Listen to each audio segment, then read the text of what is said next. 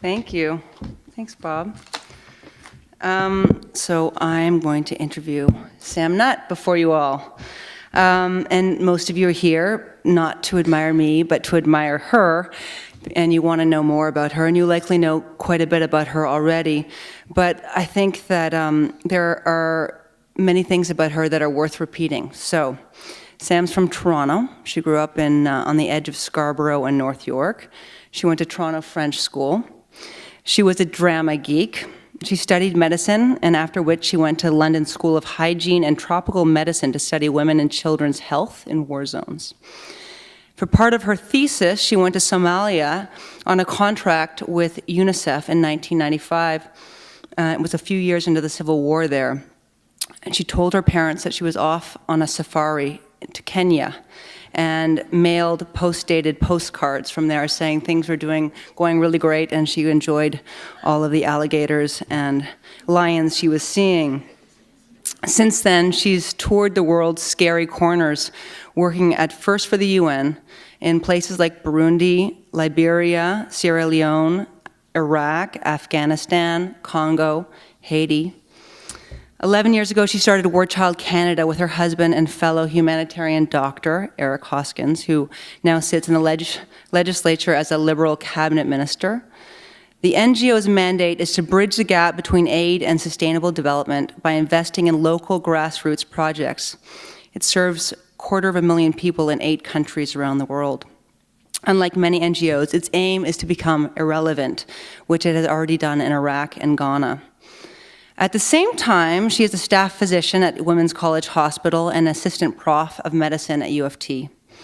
She won the Order of Ontario and the Order of Canada, and she's also a mother. Whew. She calls herself in her book bookish, asthmatic, queasy, elfin, self-pitying. But it's clear to the reader that she has guts of steel and a huge heart, as well as a sharp mind.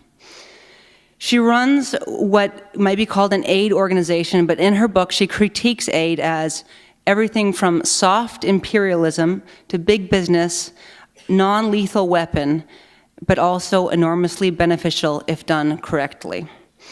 Aid is an imperfect response to a violently imperfect world, she says. Ladies and gentlemen, Samantha Nutt.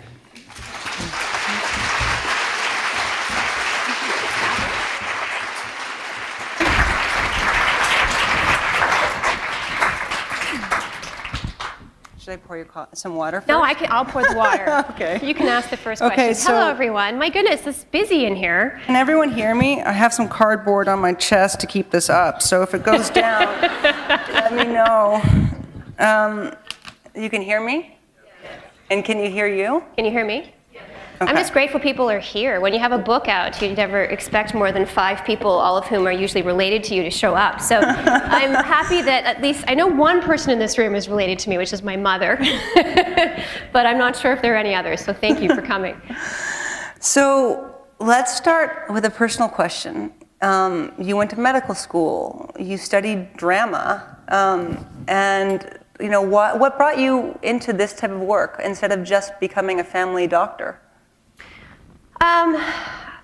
Well, I mean, part of it was by accident, and I write about this, that my experience of international aid and development was less of a calling and more of a collision. And it was a decision that I made at a relatively young age. I was 24 when I accepted the contract. I had just turned 25 when I was deployed to Somalia.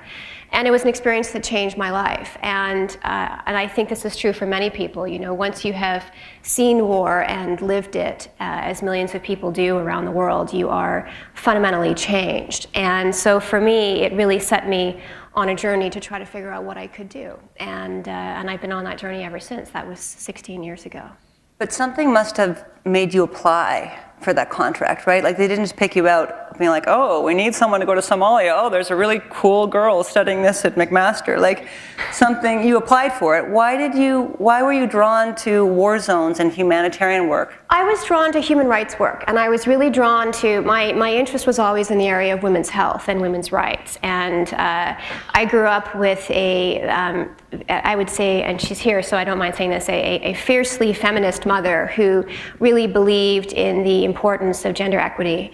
And so I was really passionate about these kinds of issues, not just domestically, but internationally as well. And so when the request came through, the request was for, they were looking for a female who would actually lead the women's evaluation. So I was actually responsible for going into communities to interview women, to talk to them about their health needs, to figure out what the challenges were, where the deficits lay, and to try to help UNICEF develop a response. And I was the only female on the team. And again, you know, that for me was the real motivation. And even before that, you know, I think it probably for a lot of people sounds like a real deviation to go from, I had after school here, I had a scholarship to study, very useful actually, drama and 19th century romantic English literature.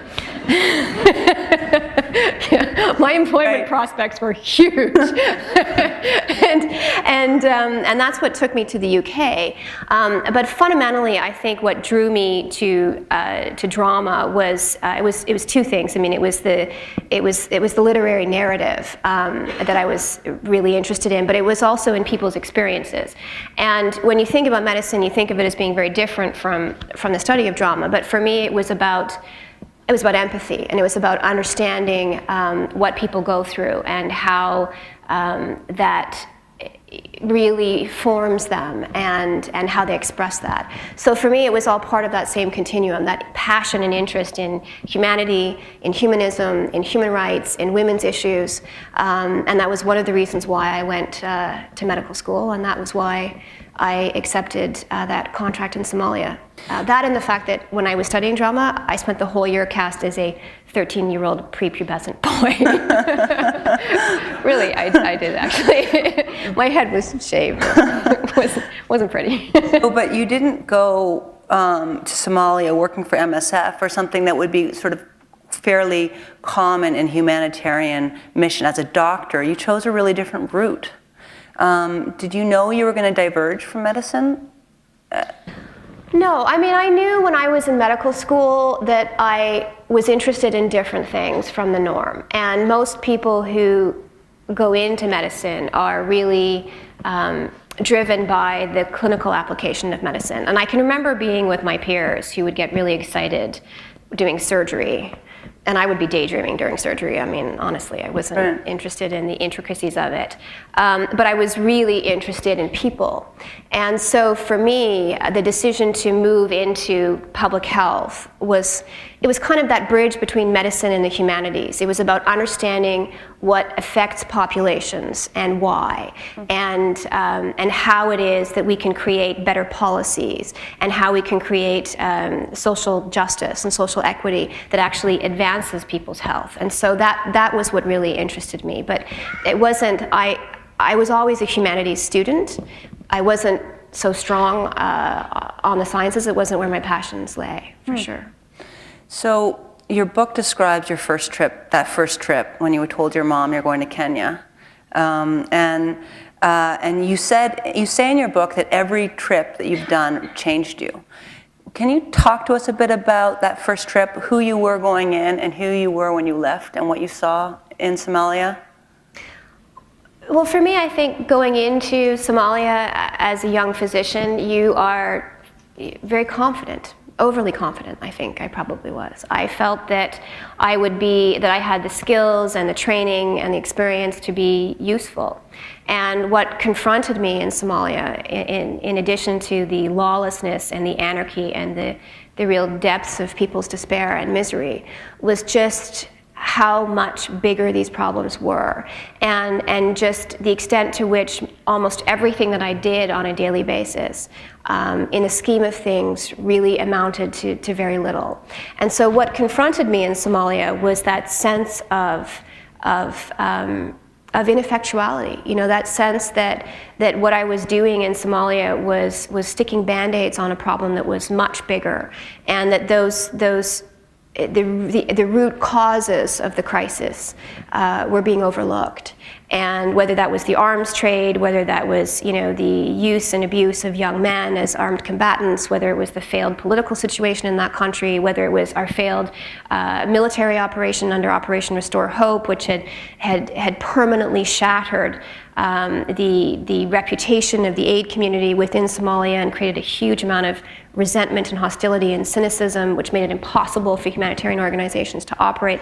So these were all the things that I was quite profoundly disturbed by. And for me, it really, leaving Somalia, I didn't think I was ever going to do this work again. Partly because I just felt that it was so complex and I didn't know where I might fit in that.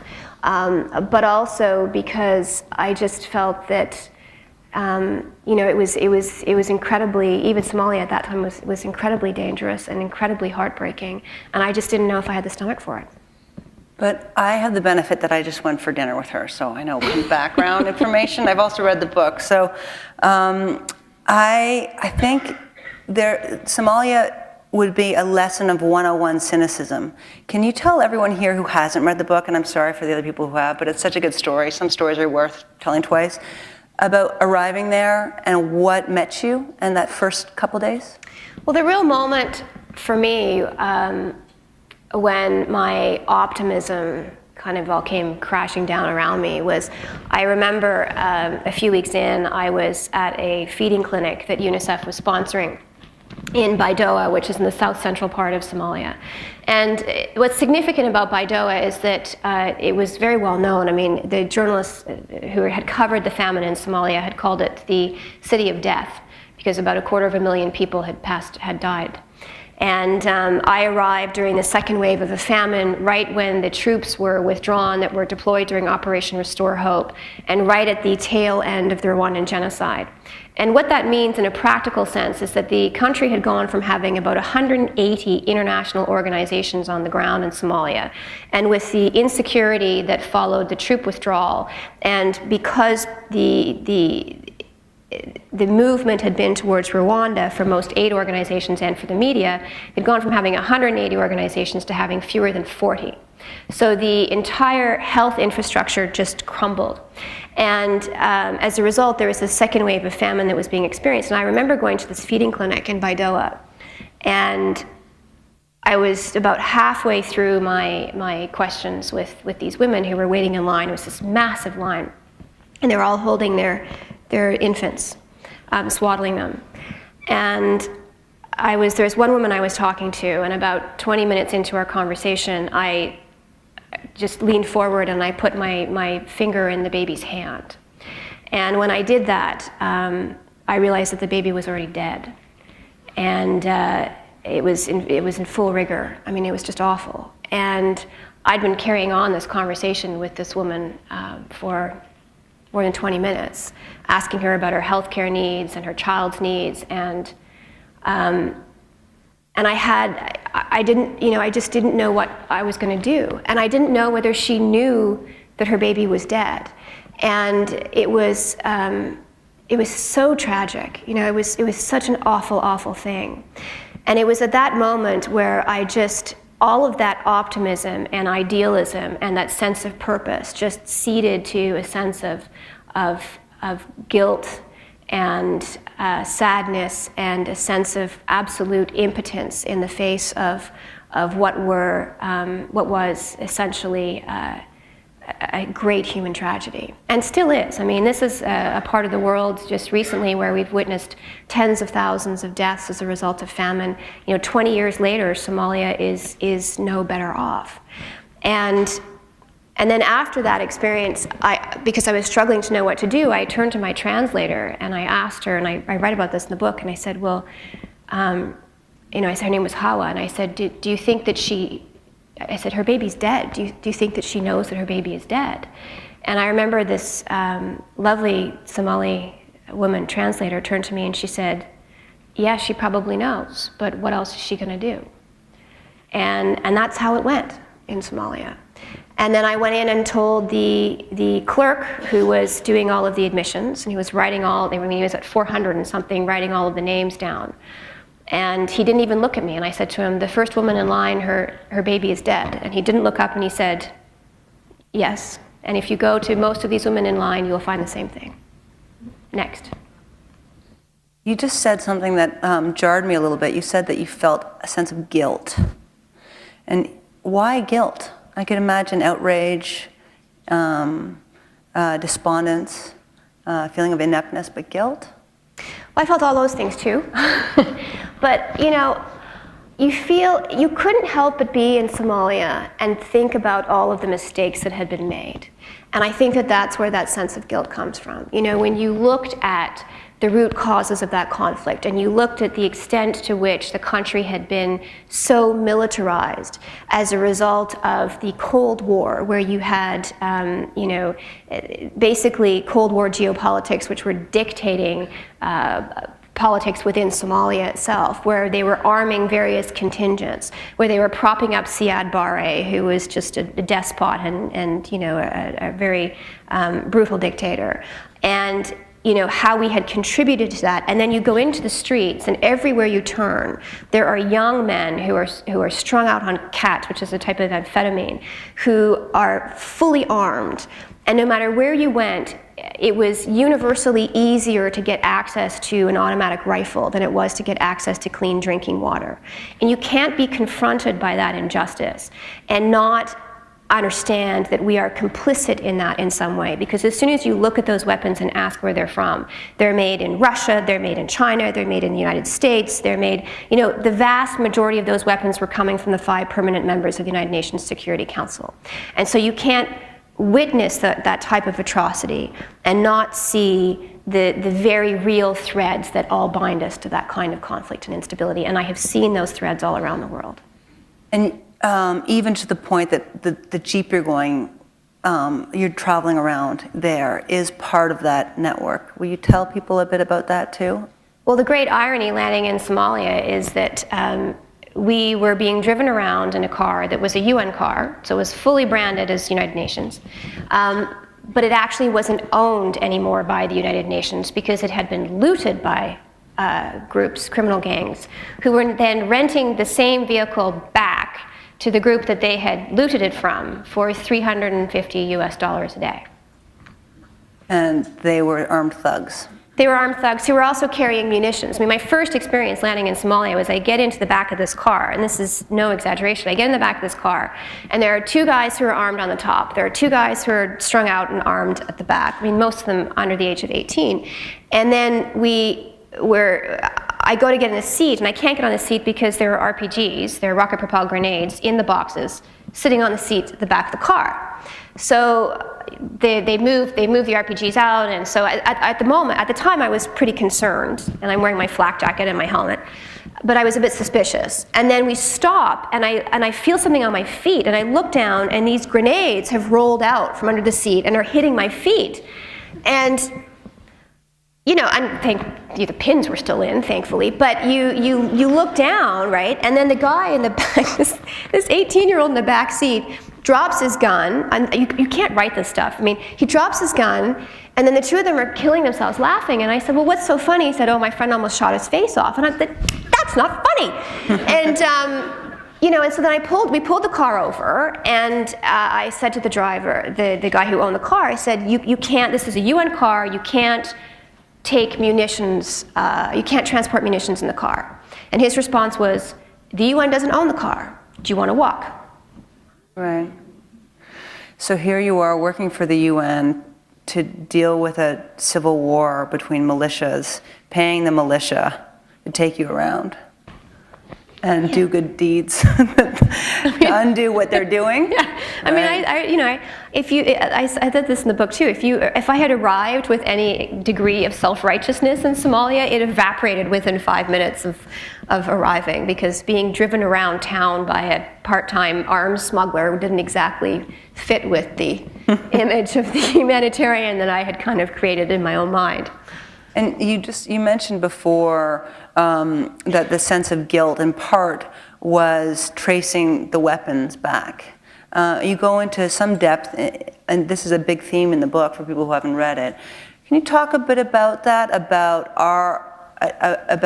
Canadians' participation in the arming of places that you then go in as a humanitarian to try and disarm?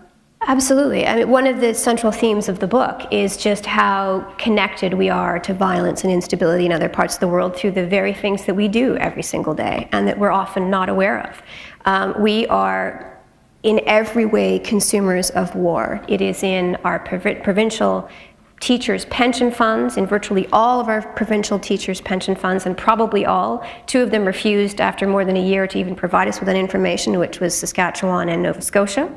Our Canadian pension plan has hundreds of millions of dollars invested in the world's top 100 arms manufacturers. We are, as Canadians, in terms of our extractive industries, 75% of the world's mining companies have headquarters in Canada, and we are, as Canadians, involved in 4 times as many violations as the next 2 biggest offenders, which are India and Australia.